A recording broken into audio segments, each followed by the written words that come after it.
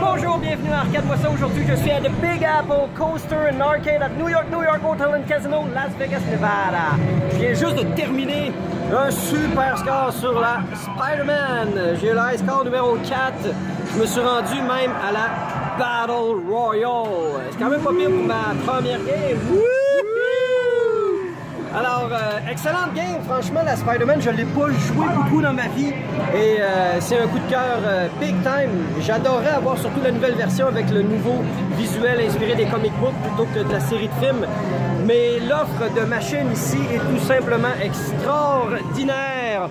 On a non seulement la ACDC, mais la plus récente Star Wars que je vais jouer dans très peu de temps. La Iron Man, la Aerosmith, Ghostbusters, Kiss, Star Trek en mode premium, Walking Dead. Les machines ici sont presque toutes en mode LE.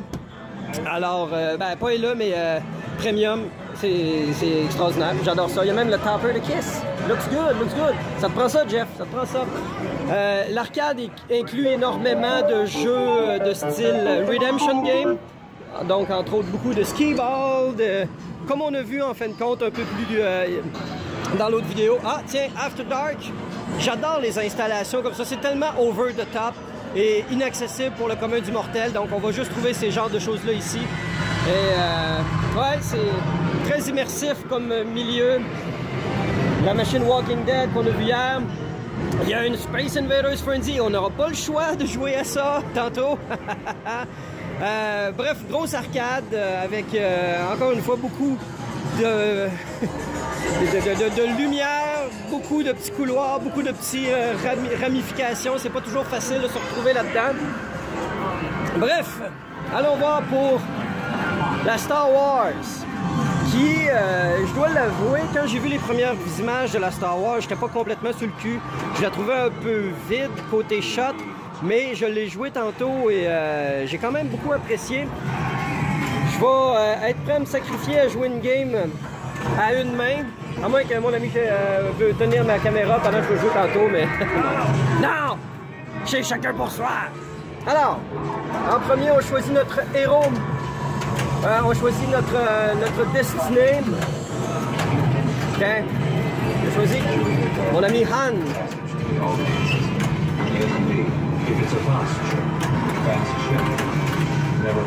Le visuel est vraiment super beau. C'est le style de dessin dessiné un peu à la Drew Struzan qui avait fait les affiches. Le Translite est très beau. Le Boba Fett me fait triper. Et évidemment, c'est maintenant les LCD qui prônent dans free game. Hein?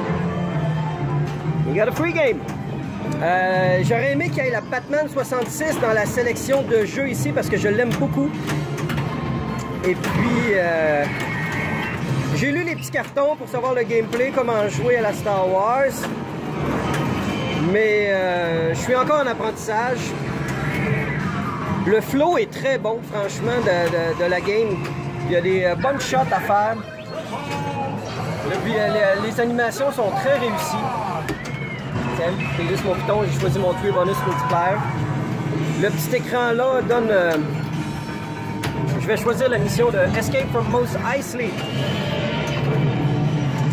Il se passe beaucoup de choses, j'ai des difficultés à avoir un fil de pensée qui fait du sens.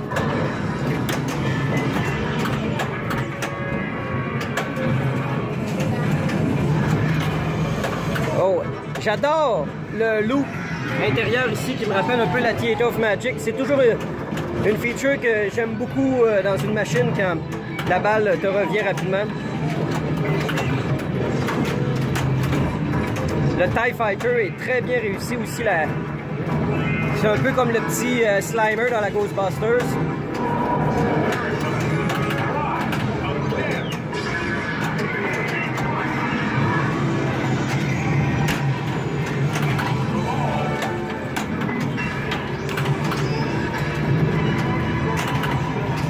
J'aurais aimé que le son soit beaucoup plus fort parce qu'on n'entend clairement pas la game.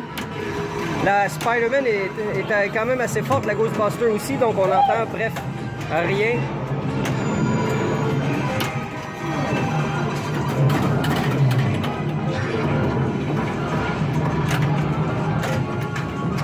fin de la première bille.